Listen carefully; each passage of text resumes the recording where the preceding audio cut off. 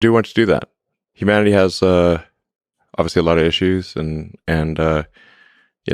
people at times do bad things, but despite all that, I love humanity, and I think we should make sure we do everything we can to have a good future and an exciting future, and one where that maximizes the happiness of the people. Let me ask about Crew Dragon Demo 2. So that first flight with humans on board, how did you feel leading up to that launch? Were you scared? Were you excited? What was going through your mind? So much was at stake. Yeah, no, that was extremely stressful, no question. We obviously could not let them down in any way. So extremely stressful, I'd say, to say the least. But I was confident that at the time that we launched, that no one could think of anything at all to do that would improve the probability of success. And we racked our brains to think of any possible way to improve the probability of success. We could not think of anything more, and nor could NASA. And so then that's just the best that we could do. So then we went ahead and launched. Now, I'm not a religious person, but I nonetheless got on my knees and prayed for that mission. Were you able to sleep? No. How did it feel when it was a success? First, when the launch was a success, and when they returned back home or back to Earth? It was a great relief. Yeah. It's for high stress situations, I find it's not so much elation as relief. I think once, as we got more comfortable and proved out the systems, because, we really, you got to make sure everything works. It was definitely a lot more enjoyable with the subsequent astronaut missions.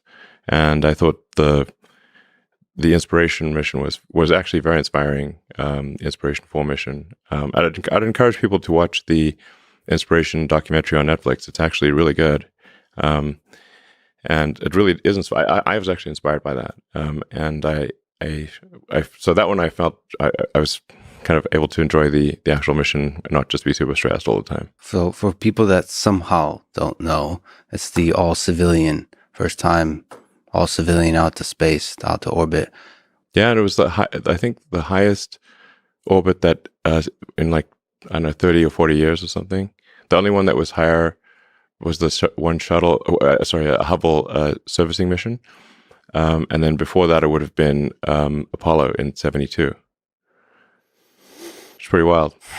So it's cool. It's good. I think as a species, we want to be continuing to do better and reach higher ground, and I think it would be tragic, extremely tragic, if Apollo was the high watermark for humanity, and that's as far as we ever got.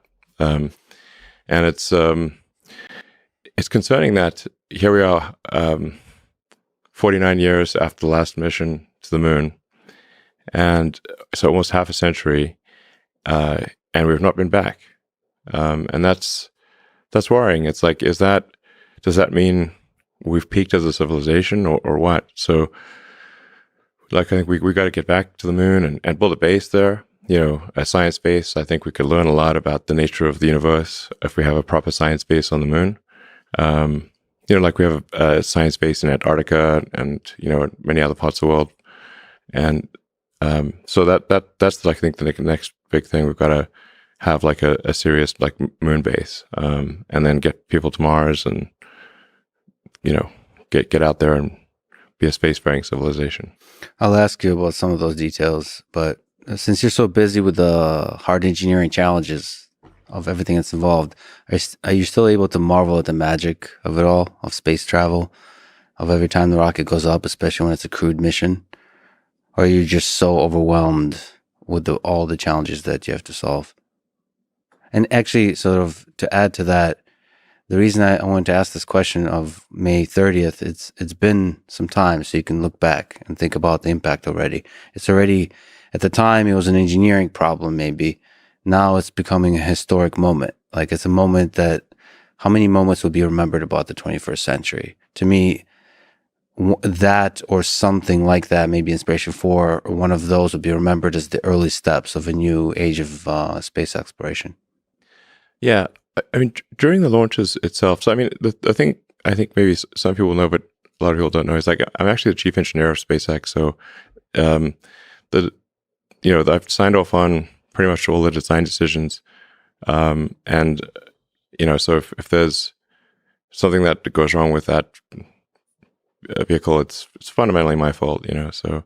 Um, so I'm really just thinking about all the things that so when I see the rocket, I see all the things that could go wrong and the things that could be better, and the same with the Dragon spacecraft. It's like other people will say, oh, this is a spacecraft or a rocket and this looks really cool. I'm like, I've like a readout of like, these are the risks, these are the problems. That's what I see, like so it's not what other people see when they see the product. So let me ask you then to analyze Starship in that same way. I know you'll talk about in more detail about Starship in the near future, perhaps. We can talk about it now if you want. But just in that same way, like you said, when you see a rocket, you see a sort of a list of risks. In that same way, you said that Starship is a really hard problem.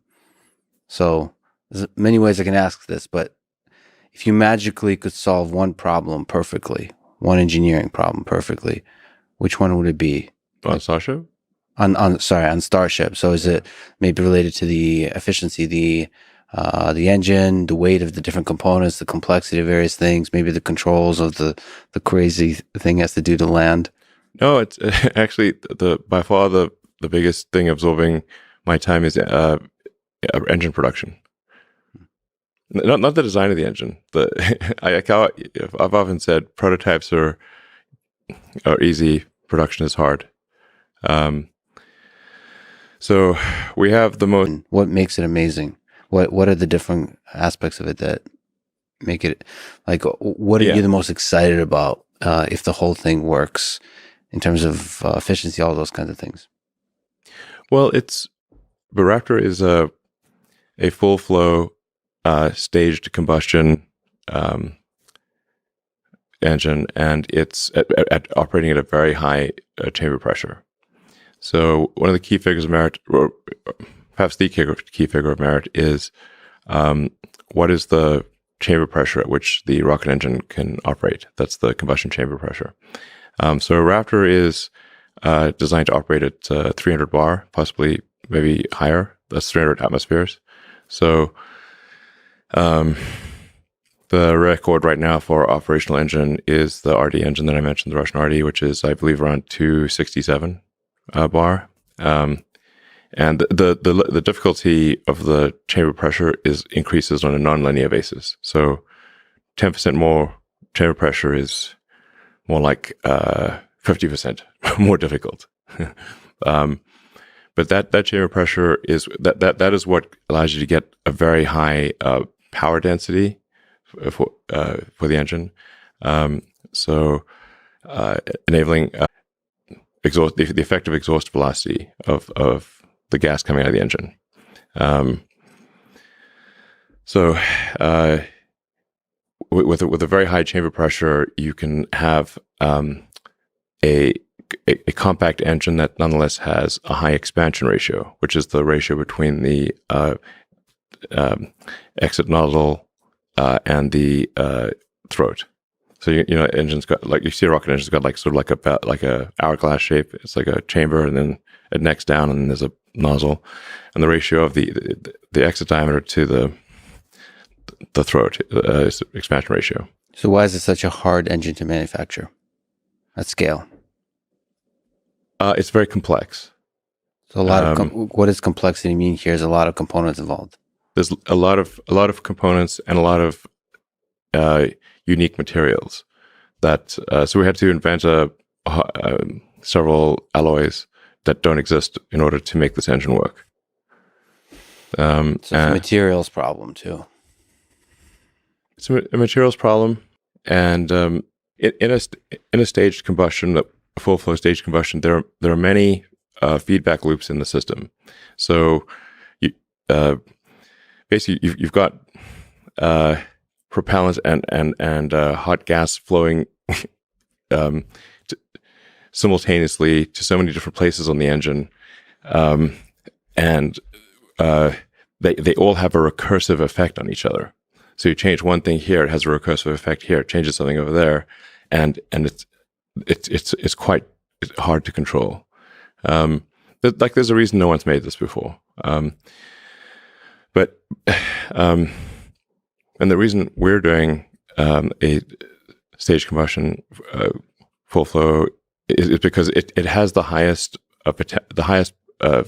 theoretical possible efficiency. So, in order to make a fully reusable rocket, which that's the holy grail of orbital rocketry,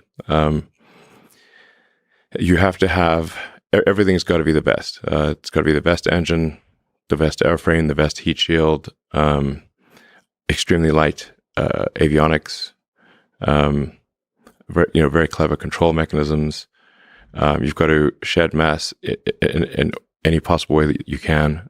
For example, instead of putting landing legs on the booster and ship, we are going to catch them with a tower to save the weight of the landing legs. So that's we're talking about catching the largest flying object ever made on a giant tower with chopstick arms. It's like Karate Kid with the fly, but much bigger.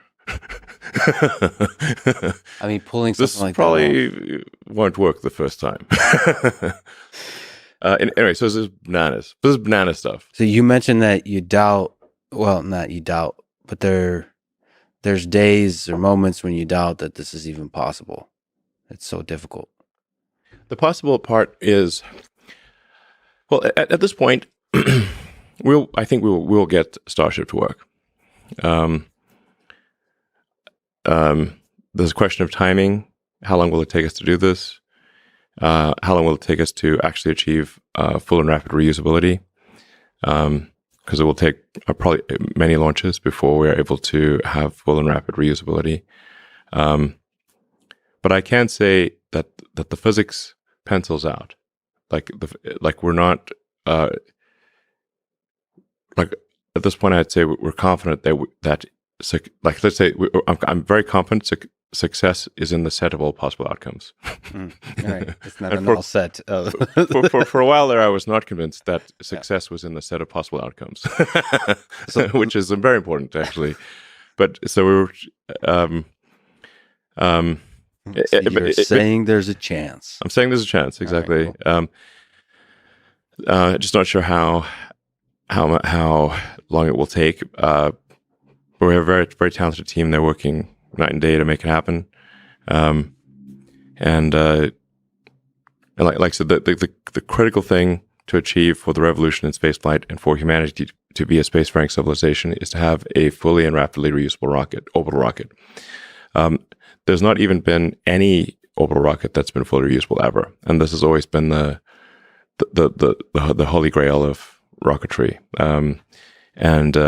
Many smart people, very smart people, have tried to do this before and have not succeeded. Admire a lot of people, a lot of experts, maybe journalists, all the kind of, the public in general have a lot of doubt about whether it's possible. And you yourself know that even if it's a non-null set, non-empty set of success, it's still unlikely or very difficult. Like, where do you go to, both personally, intellectually, as an engineer, as a team, like for source of strength needed to sort of persevere through this and to keep going with the project, take it to completion?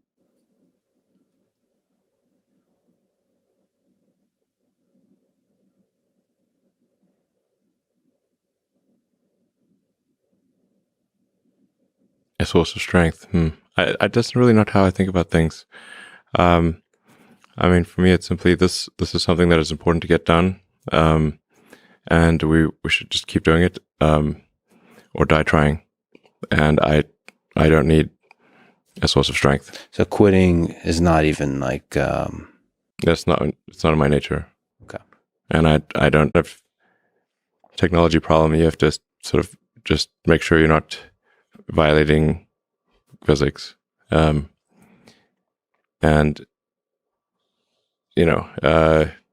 first principles analysis, I think, is something that can be applied to really any walk of life, anything really. It's really just saying, let's boil something down to the most fundamental principles, the things that we are most confident are true at a foundational level. Some basics in physics would be like, are you violating conservation of energy or momentum or something like that? Then it's not going to work. So that's just to establish, is it possible? And then another good physics tool is thinking about things in the limit. If you take a particular thing and you scale it to a very large number or to a very small number, how do things change? Both like like in number of things you manufacture or something like that, and then in time. Yeah, like let's say take an example of like manufacturing, which I think is just a very underrated problem. And like I said, it's much harder to take an advanced technology product and bring it into volume manufacturing than it is to design it in the first place, by orders of magnitude.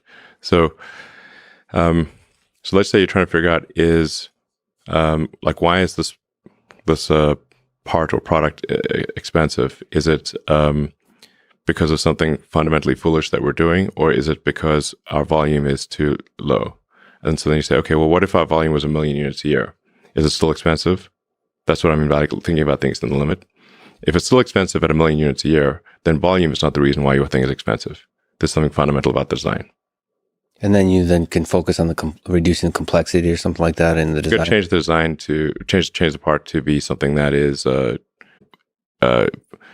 economies of scale are not the issue. Do you throw into manufacturing? Do you throw like supply chain?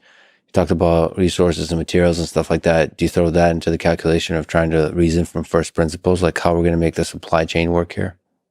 Yeah. And then the cost of materials, things like that, or is that too much? Exactly. So, another a good example, I think, of thinking about things in the limit is if you take any any product, any machine or whatever, like take a rocket or whatever, and say, if you've got raw materials in the rocket, so you're going to have like so you're going to have like aluminum, steel, titanium, Inconel, specialty alloys, copper, and you say, what's the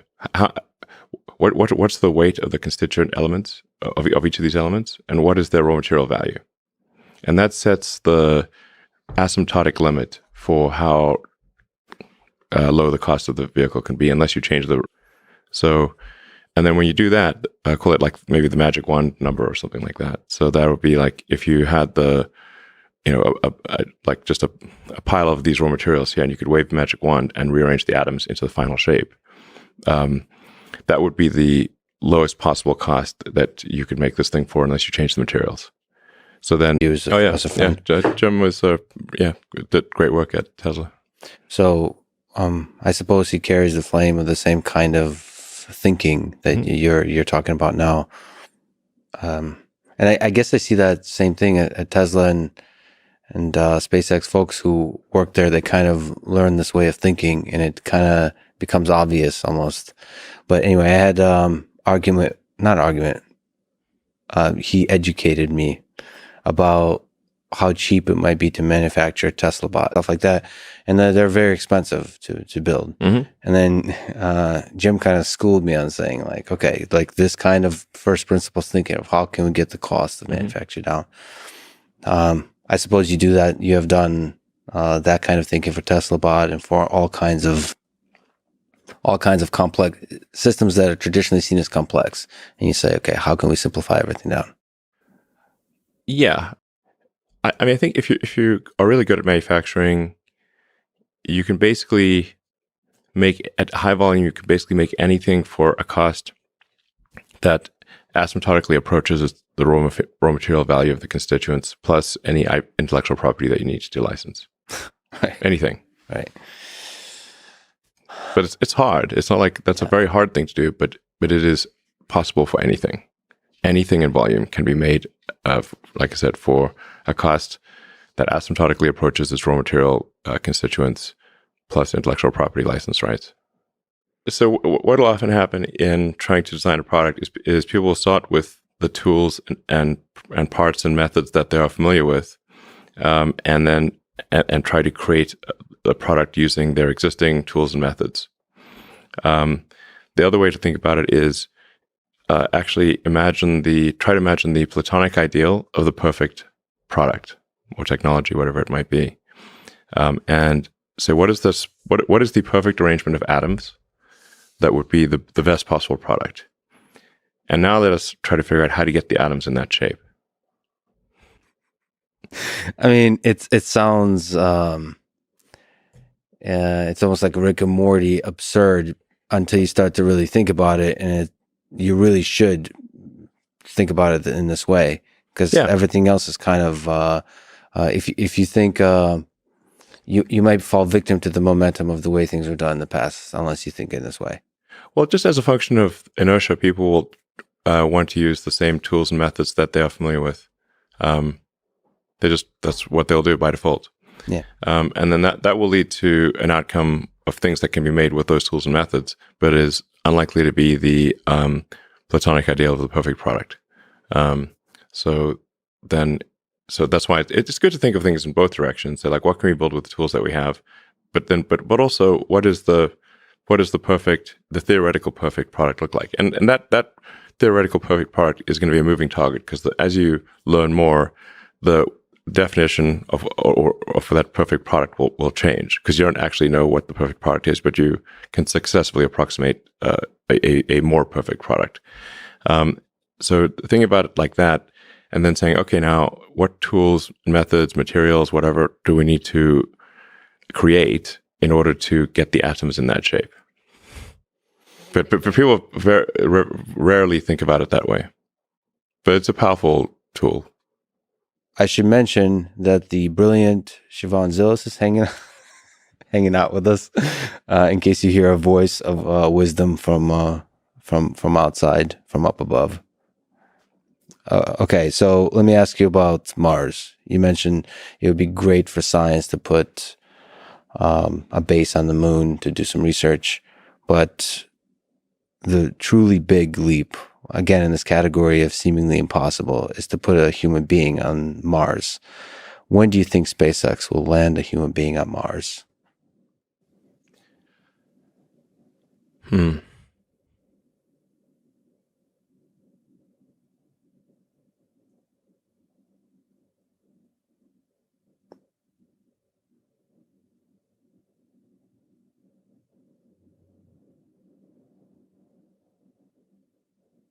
Best case is about 5 years. Worst case, 10 years. What are the determining factors, would you say, from an engineering perspective, or is that not the bottlenecks? It's fundamentally engineering the vehicle. Starship is the most complex and advanced rocket that's ever been made by, I don't know, order of magnitude or something like that. It's a lot. It's really next level. So, and the fundamental optimization of Starship is minimizing cost per ton to orbit and ultimately cost per ton to the surface of Mars. This may seem like a mercantile objective, but it is actually the thing that needs to be optimized.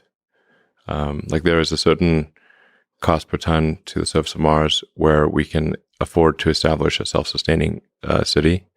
And then above that, we cannot afford to do it.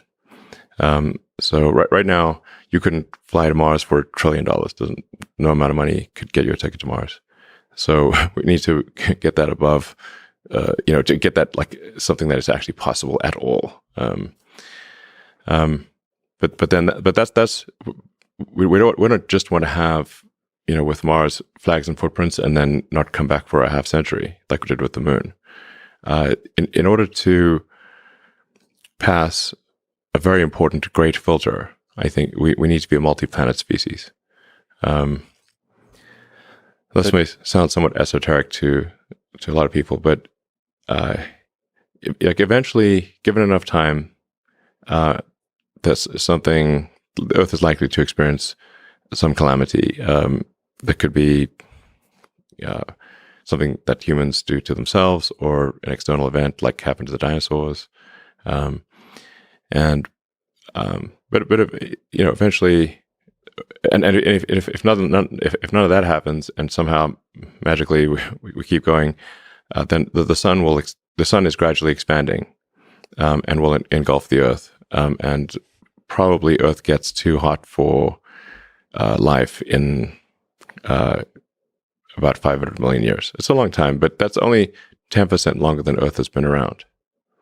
And so if you think about like the current situation, is really remarkable, and kind of hard to believe, but Earth's been around 4.5 billion years, and this is the first time in 4.5 billion years that it's been possible to extend life beyond Earth. And that window of opportunity may be open for a long time, and I hope it is, but it also may be open for a short time. And we should, I think it was wise for us to act quickly while the window is open, just in case it closes. Yeah, the existence of nuclear weapons, pandemics, all kinds of threats. Yeah, should kind of give us some motivation. I mean, civilization could die with a bang or a whimper. You know, if it dies of demographic collapse, then it's more of a whimper, obviously. And if it's World War III, it's more of a bang. But these are all risks. I mean, it's important to think of these things and just, think of things as like probabilities, not certainties.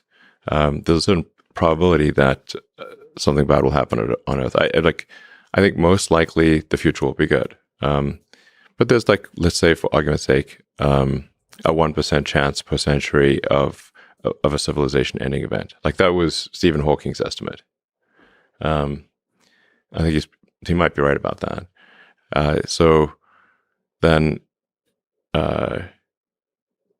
we should basically think of this like being a multi-planet species is like taking out insurance for life itself, like life insurance for life. Wow, so it's turned into an infomercial real quick. Life insurance for life, yes. And we can bring the creatures from plants and animals from Earth to Mars and breathe life into the planet, and have a second planet with life. That would be great. They can't bring themselves there, so if we don't bring them to Mars, then they will just for sure all die when the sun expands anyway, and then that'll be it. What do you think is the most difficult aspect of building a civilization on Mars, terraforming Mars, like from an engineering perspective, from a financial perspective, human perspective, to get a large number of folks there who will never return back to Earth? No, they could certainly return. Some will return back to Earth. They will choose to stay there for the rest of their lives. Yeah, many will. But we need the spaceships back, like the ones that go to Mars. Right. We need them back, so you can hop on if you want. Yeah. It's like, but we can't just not have the spaceships come back. Those things are expensive. We need them back. I'd like to come back and do another trip. I mean, do you think about the terraforming aspect, like actually building? Are you so focused right now on the spaceships part that's so critical to get to Mars? We absolutely. If you can't get there, nothing else matters. Yeah.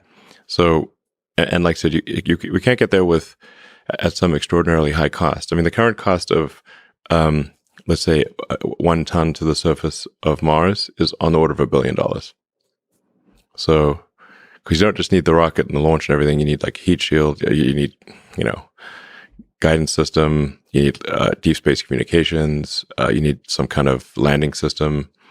So, like rough approximation would be $1 billion per ton to the surface of Mars right now. This is obviously way too expensive to create a self-sustaining civilization. So we need to improve that by at least a factor of 1,000. $1 million per ton? Yes, ideally much less than 1 million a ton. But if it's not, like, it's got to be. You have to say, like, well, how much can society afford to spend, or want to spend on a self-sustaining city on Mars? The self-sustaining part is important. Like, it's just the key threshold. The great filter will have been passed when the city on Mars can survive even if the spaceships from Earth stop coming for any reason. It doesn't matter what the reason is, but if they stop coming for any reason, will it die out or will it not? And if there's even one critical ingredient missing, then it still doesn't count. It's like, if you're on a long sea voyage and you've got everything except vitamin C, and it's only a matter of time, you're going to die. So we got to get a Mars city to the point where it's self-sustaining. I'm not sure this will really happen in my lifetime, but I hope to see it at least have a lot of momentum. And then you could say, okay, what is the minimum tonnage necessary to have a self-sustaining city? And there's a lot of uncertainty about this. So you could say, like, I don't know, it's probably at least 1 million tons, because you have to set up a lot of infrastructure on Mars. Like I said, you can't be missing anything that, in order to be self-sustaining, you can't be missing. Like, you need, semiconductor fabs, you need iron ore refineries, you need lots of things, and Mars is not super hospitable. It's the least inhospitable planet, but it's definitely a fixer-upper of a planet. Outside of Earth. Yes. Earth is pretty Earth good. is like easy. Yeah. And also we should clarify, in the solar system. Yes, in the solar system. There might be nice, like, vacation spots. There might be some great planets out there, but it's hopeless. Too hard to get there? Yeah, way too hard, to say the least. Let me push back on that. Not really a pushback, but a quick curveball of a question. So you did mention physics as the first starting point. So general relativity allows for wormholes. They technically can exist. Do you think those can ever be leveraged by humans to travel faster than the speed of light? Well, or are you saying the wormhole thing is debatable. We currently do not know of any means of going faster than the speed of light. There is there are some ideas about having space, so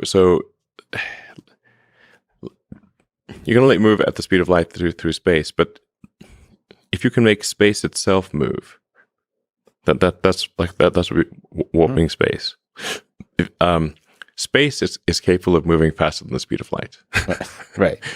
Like the universe in the Big Bang, the universe expanded at much more than the speed of light, by a lot. Yeah. But if this is possible, the amount of energy required to warp space is so gigantic, it boggles the mind. So all the work you've done with propulsion, how much innovation is possible with rocket propulsion? Is this, you've seen it all, and you're constantly innovating in every aspect. How much is possible? Like, how much can you get 10x somehow? Is there something in there in physics that you can get significant improvement in terms of efficiency of engines and all those kinds of things? Well, as I was saying, like the Holy Grail is a fully and rapidly reusable orbital system. So right now, the Falcon 9 is the only reusable rocket out there. But the booster comes back and lands. You've seen the videos, and we get the nose cone or fairing back, but we do not get the upper stage back. So that means that we have a minimum cost of building an upper stage. You can think of like a two-stage rocket of sort of like two airplanes, like a big airplane and a smaller airplane. And we get the big airplane back, but not the smaller airplane. And so it still costs a lot, so that upper stage is, at least $10 million. And then the degree of the booster is not as rapidly and completely reusable as we'd like, nor are the fairings. So, our kind of minimum marginal cost, not counting overhead per flight, is on the order of $15 to $20 million, maybe. So that's extremely good for it's by far better than any rocket ever in history. But with full and rapid reusability, we can reduce the cost per ton to orbit by a factor of 100. Just think of it like imagine if you had an aircraft or something, or a car, and if you had to buy a new car every time you went for a drive, it would be very expensive. It would be silly, frankly. Mm-hmm. But you, in fact, you just refuel the car or recharge the car, and that's makes your trip like I don't know, 1,000 times cheaper. So it's the same for rockets. It's very difficult to make this complex machine that can go to orbit, and so if you cannot reuse it and have to throw even any significant part of it away, that massively increases the cost. So, Starship in theory could do a cost per launch of like $1 million, maybe $2 million or something like that, and put over 100 tons in orbit, which is crazy. Yeah. So that's incredible. So you're saying like it's by far the biggest bang for the buck is to make it fully reusable versus like some kind of brilliant breakthrough in theoretical physics. No. There's no brilliant break. No, there's no. You're going to make the rocket reusable. This is an extremely difficult engineering problem. Got it. But no new physics is required. Just brilliant engineering. Let me ask a slightly philosophical, fun question. Gotta ask. I know you're focused on getting to Mars, but once we're there on Mars, what form of government, economic system, political system do you think would work best for an early civilization of humans? The interesting reason to talk about this stuff, it also helps people dream about the future. I know you're really focused about the short-term engineering dream, but it's like, I don't know, there's something about imagining an actual civilization on Mars that really gives people hope. Well, it would be a new frontier and an opportunity to rethink the whole nature of government, just as was done in the creation of the United States. So, I would suggest having direct democracy, like people vote directly on things, as opposed to representative democracy. So, representative democracy, I think, is too subject to special interests and, a coercion of the politicians and that kind of thing. So, I'd recommend that there's just direct democracy. People vote on laws. The population votes on laws themselves, and then the laws must be short enough that people can understand them. Yeah, and then like keeping a well-informed populace, like really being transparent about all the information about what they're voting for. Absolute transparency. Yeah, and not make it as annoying as those cookies where you have to accept the cookies. Like always, there's like always like a slight amount of trepidation when you click accept cookies. Like I feel as though there's like perhaps like a very tiny chance that it'll open a portal to hell or something like that. That's exactly how I feel. Why do they keep wanting me to accept it? What do they want with this cookie? Like somebody got upset with accepting cookies or something somewhere. Who cares? Like it's so annoying to keep accepting all these cookies. To me, this is just a great... Yes, you can have my damn cookie. I don't care. Whatever. You heard it from Elon first. He accepts all your damn cookies. Yeah. And stop asking me. It's annoying. Yeah, it's one example of implementation of a good idea done really horribly. Yeah, it's somebody who was like, there's some good intentions of like privacy or whatever, but now everyone just has to click accept cookies, and it's now, you have billions of people who have to keep clicking accept cookie. It's super annoying. Then we just accept the damn cookie. It's fine. There is like, I think a fundamental problem that because we've not really had a major, like a world war or something like that in a while, and obviously we'd like to not have world wars. There's not been a cleansing function for rules and regulations. So wars did have, some silver lining in that there would be a reset on rules and regulations after a war.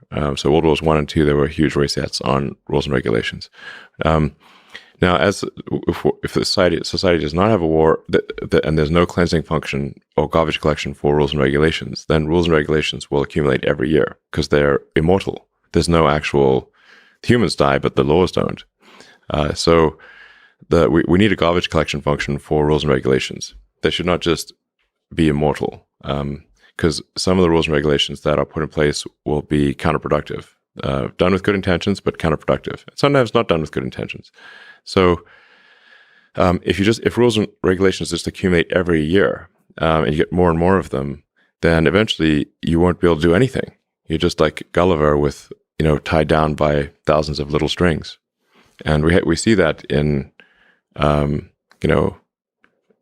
U.S. and like basically all economies that have been around for a while, and regulators and legislators create new rules and regulations every year, but they don't put effort into removing them. And I think that's very important that we put effort into removing rules and regulations. But it gets tough because you get special interests that then are dependent on, like they have a vested interest in that whatever rule and regulation, and that they fight to not get it removed. Yeah, so I guess the problem with the Constitution is it's kind of like C versus Java because it doesn't have any garbage collection built in. I think there should be. When you first said the metaphor of garbage collection, I loved it. From a coding standpoint. From a coding standpoint, yeah. It would be interesting if the laws themselves kind of had a built-in thing where they kind of die after a while unless somebody explicitly publicly defends them. Yeah. So that's sort of, it's not like somebody has to kill them, they kind of die themselves. They disappear. Yeah. Not to defend Java or anything, but the C++, you could also have great garbage collection in Python and so on. Yeah. So something needs to happen, or just the civilization's arteries just harden over time. And you can just get less and less done because there's just a rule against everything. So I think, like, I don't know, for Mars or whatever, I'd say, or even for, obviously for Earth as well, like, I think there should be an active process for removing rules and regulations and questioning their existence. Just, like, if we've got a function for creating rules and regulations, because rules and regulations you can also think of as like, they're like software or lines of code for operating civilization. That's the rules and regulations. So it's not like we shouldn't have rules and regulations, but you have code accumulation, but no code removal. And so it just gets to become basically archaic bloatware after a while. And it's just, it makes it hard for things to progress. So I don't know, maybe Mars, you'd have like any given law must have a sunset, and require active voting to keep it up there, And I actually also say, like, and these are just, I don't know, recommendations or thoughts, and ultimately it will be up to the people on Mars to decide. But I think it should be easier to remove a law than to add one because of just to overcome the inertia of laws. So maybe it's like, for argument's sake, you need, like, say 60% vote to have a law take effect, but only a 40% vote to remove it. So let me be the guy. You posted a meme on Twitter recently where there's like a row of urinals. A guy just walks all the way across. Oh, sure, yeah. And he tells you about crypto. Listen, I mean, that's happened to me so many times. I think maybe even literally. Yeah. Do you think, technologically speaking, there's any room for ideas of smart contracts or so on? Because you mentioned laws. That's an interesting use of things like smart contracts to implement the laws by which governments function. Like something built on Ethereum, or maybe a dog coin that enables smart contracts somehow. I don't quite understand this whole smart contract thing. I mean, so I'm too dumb to understand smart contracts. That's a good line. I mean, my general approach to any kind of like deal or whatever is just make sure there's clarity of understanding. That's the most important thing. Right. And just keep any kind of deal very, very short and simple, plain language, and just make sure everyone understands this is the deal. Does everyone it clear? And what are the consequences if various things don't happen? But usually deals are, business deals or whatever are way too long and complex and overly lawyered and pointlessly. You mentioned that Doge is the people's coin. Yeah. And you said that you were literally SpaceX may consider literally putting a Doge coin on the moon. Is this something you're still considering? Mars, perhaps?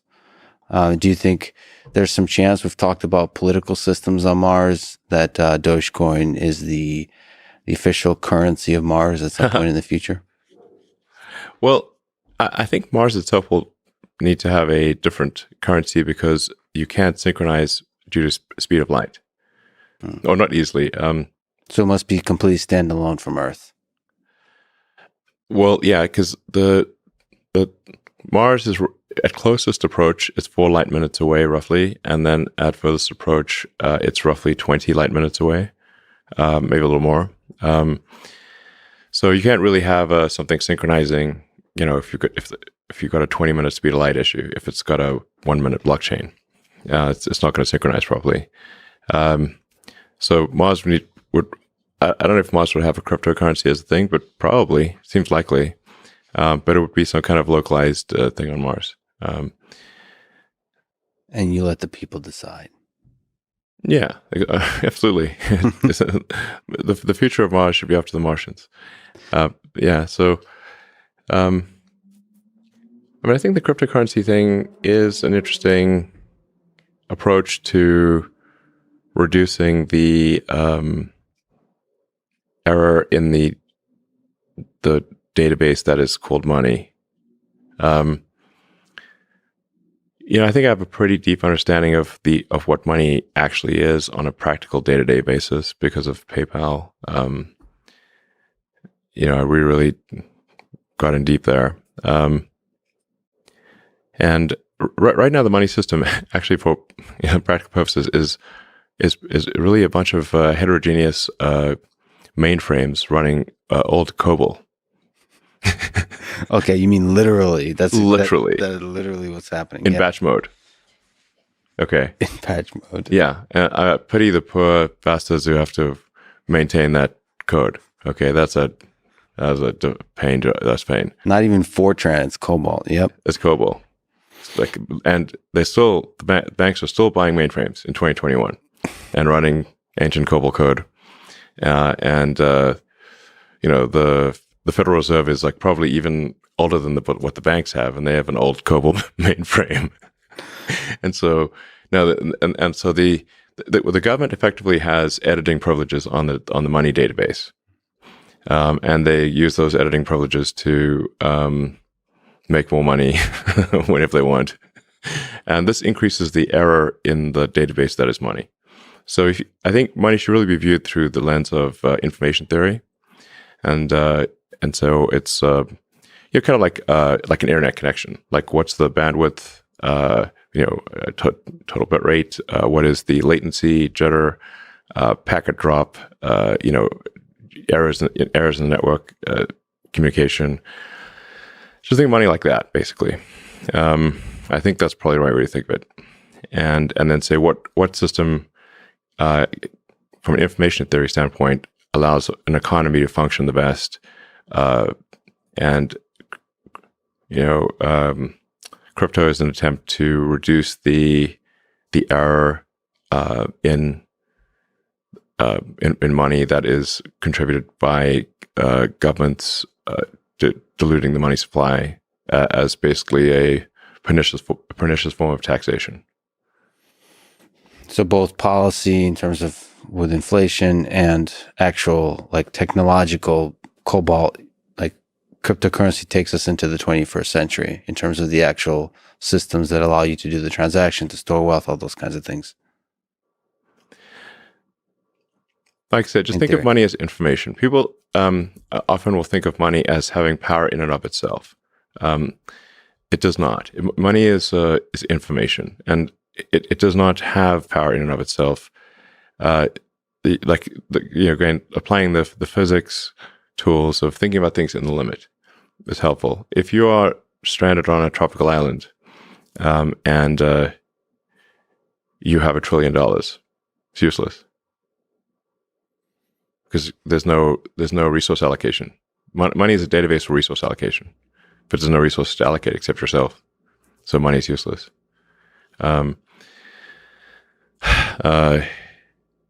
If you're stranded on a desert island with no food, all the Bitcoin in the world will not stop you from starving. Yeah. So, like just think of money as a database for resource allocation across time and space, and then what system it is in what form should that database or data system what would be most effective? Now, there is a fundamental issue with say Bitcoin in its current form, in that the transaction volume is very limited, and the latency the latency for a properly confirmed transaction is too long, much longer than you'd like. So it's actually not great from a transaction volume standpoint or a latency standpoint. So it is perhaps useful as to solve an aspect of the money database problem, which is this sort of store of wealth or an accounting of relative obligations, I suppose. But it is not useful as a currency, as a day-to-day currency. But people have proposed different technological solutions, like Lightning. Lightning Network and the layer 2 technologies on top of that. I mean, it seems to be all kind of a trade-off. But the point is, it's kind of brilliant to say that just think about information, think about what kind of database, what kind of infrastructure enables that exchange of information. You're operating an economy, and you need to have something that allows for the to have efficient value ratios between products and services. So you've got this massive number of products and services, and you can't just barter. It's like that would be extremely unwieldy. So you need something that gives you a ratio of exchange between goods and services, and then something that allows you to shift obligations across time, like debt and equity, shift obligations across time. Then what does the best job of that? Part of the reason why I think there's some merit to Dogecoin, even though it was obviously created as a joke, is that it actually does have a much higher transaction volume capability than Bitcoin, and the cost of doing a transaction, the Dogecoin fee is very low. Like right now, if you want to do a Bitcoin transaction, the price of doing that transaction is very high, so you could not use it effectively for most things, and nor could it even scale to a high volume. And when Bitcoin was started, I guess around 2008 or something like that, the internet connections were much worse than they are today, like order of magnitude. They're way worse, in 2008. So like having a small block size or whatever is, and a long synchronization time made sense in 2008. But to 2021 or fast forward 10 years, it's like comically low.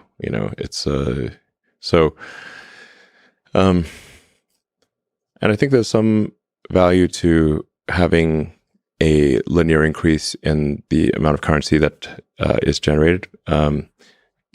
So because some amount of the currency, if a currency is too deflationary, or should say if a currency is expected to increase in value over time, there's reluctance to spend it. Because you're like, I'll just hold it and not spend it because its scarcity is increasing with time. So if I spend it now, then I will regret spending it. So I will just, hodl it. Mm-hmm. But if there's some dilution of the currency occurring over time, that's more of an incentive to use it as a currency. So those coins, somewhat randomly, has a just a fixed a number of sort of coins or hash strings that are generated every year. So there's some inflation, but it's not a percentage base. It's a fixed number. So the percentage of inflation will necessarily decline over time. So I'm not saying that it's like the ideal system for a currency, but I think it actually is just fundamentally better than anything else I've seen, just by accident.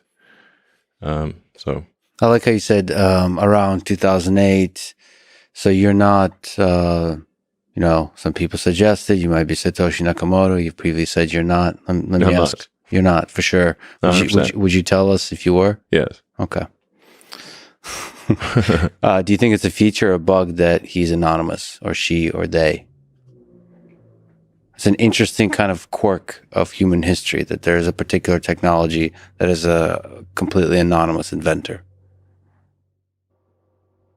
or creator.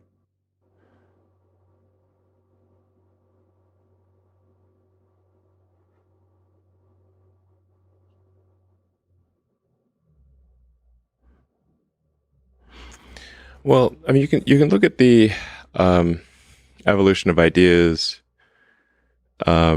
before the launch of Bitcoin and see who wrote,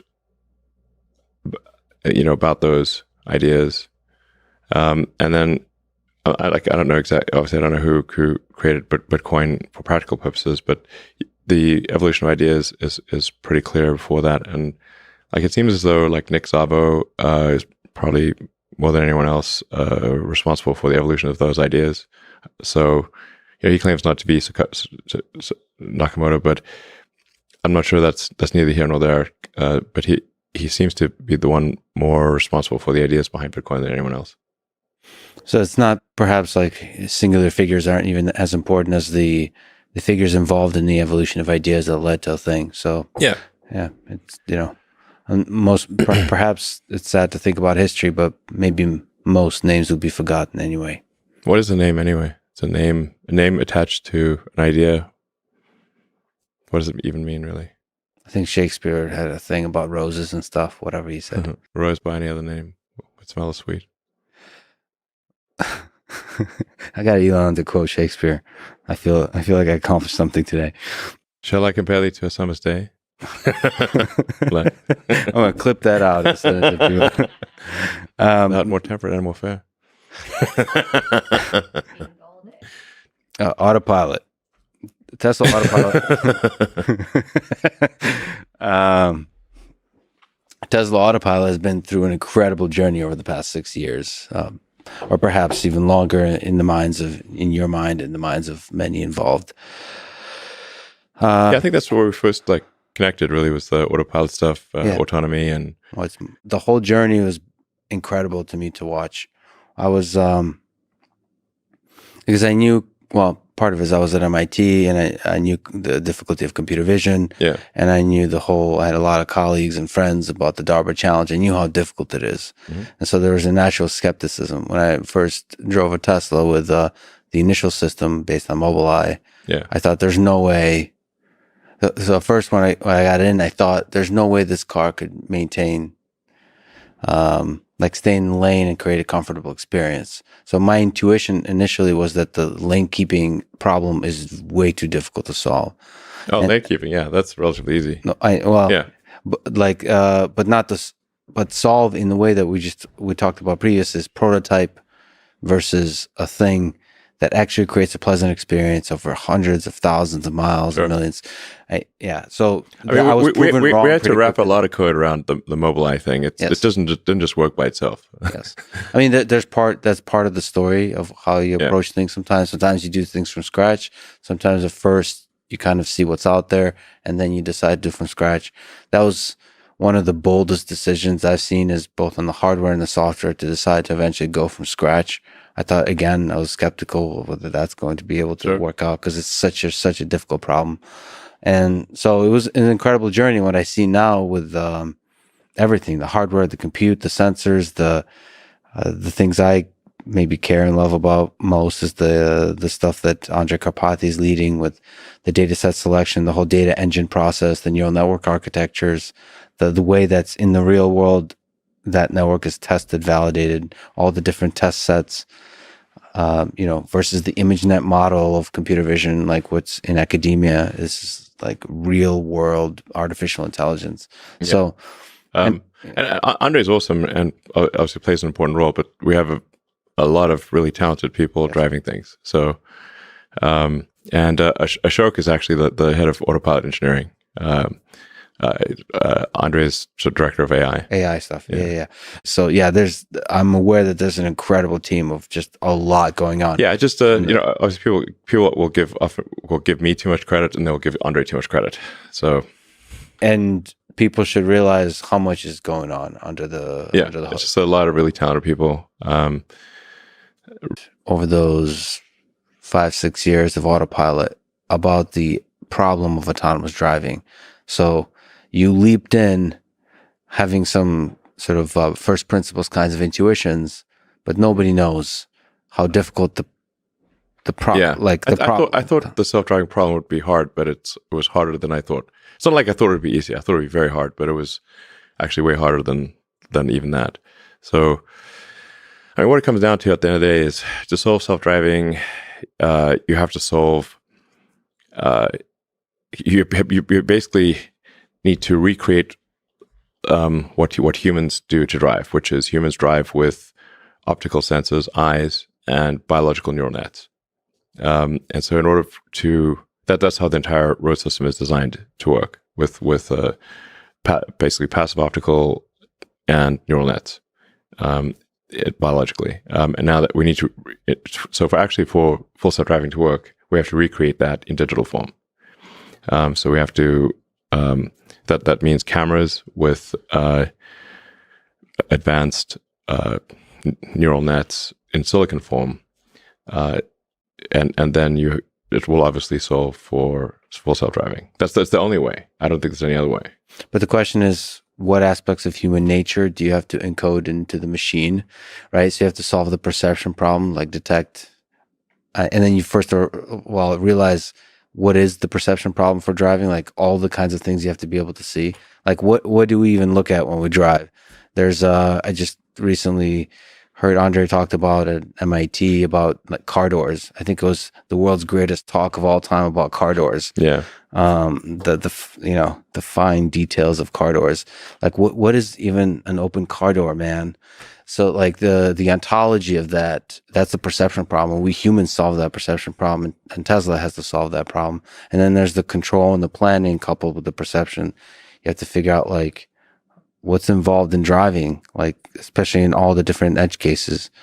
And then maybe you can comment on this. How much game theoretic kind of stuff needs to be involved, at a 4-way stop sign? As humans, when we drive, our actions affect the world. Like, sure, it changes how others behave. Most autonomous driving, you're usually just responding to the scene, as opposed to like really asserting yourself in the scene. Do you think? I think these sort of control logic conundrums are not the hard part. Let's see. What do you think is the hard part in this whole beautiful, complex problem? So it's a lot of freaking software, man. A lot of smart lines of code. For sure, in order to have create an accurate vector space. So, like if you're coming from image space, which is like this flow of photons, going to the cameras, and and then so you have this massive bit stream in image space, and then you have to effectively compress a massive bit stream corresponding to photons that knocked off an electron in a camera sensor, and turn that bit stream into vector space. By vector space, I mean like you've got cars and humans and lane lines and curves and traffic lights and that kind of thing. Once you have an accurate vector space, the control problem is similar to that of a video game, like a Grand Theft Auto or Cyberpunk. If you have accurate vector space, it's the control problem is I wouldn't say it's trivial. It's not trivial, but it's not like some insurmountable thing. But having an accurate vector space is very difficult. Yeah, I think we humans don't give enough respect to how incredible the human perception system is, to mapping the raw photons to the vector space representation in our heads. Your brain is doing an incredible amount of processing, and giving you an image that is a very cleaned up image.